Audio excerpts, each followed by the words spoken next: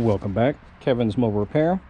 Got a 2007 CLK550 with the 5.5 V8 Mercedes motor.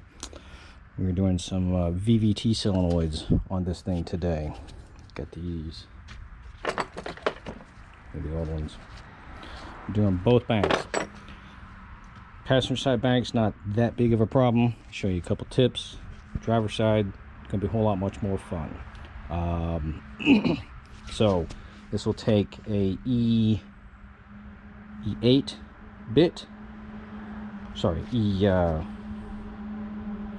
bit. So I have a cool little ratcheting wrench that's for Torx bits, and getting to one of them is definitely going to be the way to use this, because you can't get a socket on it. This little bracket right here is in the way. See these little Torx bits right here? These aren't too bad. You can get to them with a socket, but this one right here you will not be able to get to it because this bracket's in the way. If you want to remove this bracket, that's fine. Those Torx bits right there, they're kind of fun to get down to, but this little tool fit right down inside there and zip right off without having to remove a whole lot of stuff. Now I did take this purge solenoid device, which I believe that's what it's going to be, off the bracket so that you can get to it back here. Disconnect all your connectors, move everything out of the way. These three down here were easy enough to get to just with a socket. These two sockets, this one here was the one that I needed for the wrench. So the driver's side's the fun one. See all this stuff right here you can't really move out of the way. So what I'll be doing is disconnecting all four of these connectors right here, taking the two cam sensors out. These three here I can get with a socket. The three for the back, for this back one here, is going to be nothing but wrench.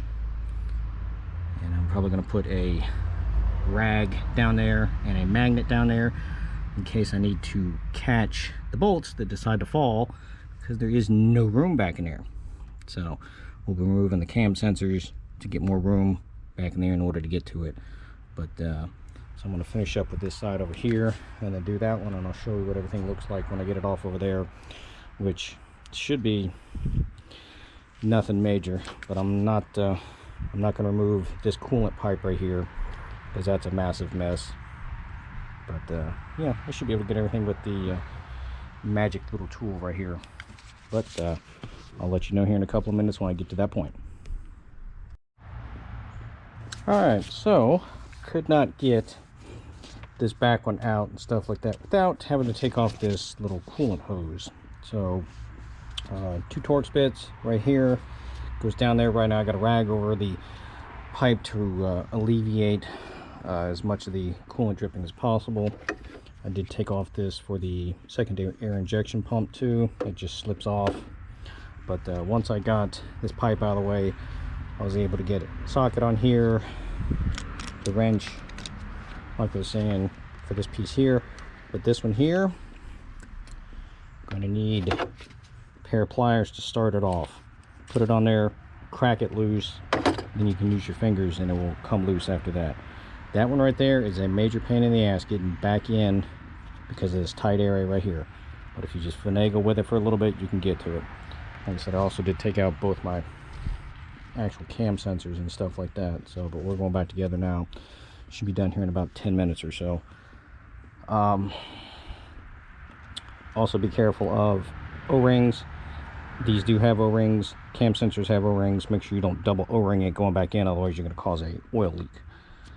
But the new ones, the new Hall effect sensors do come with O-rings.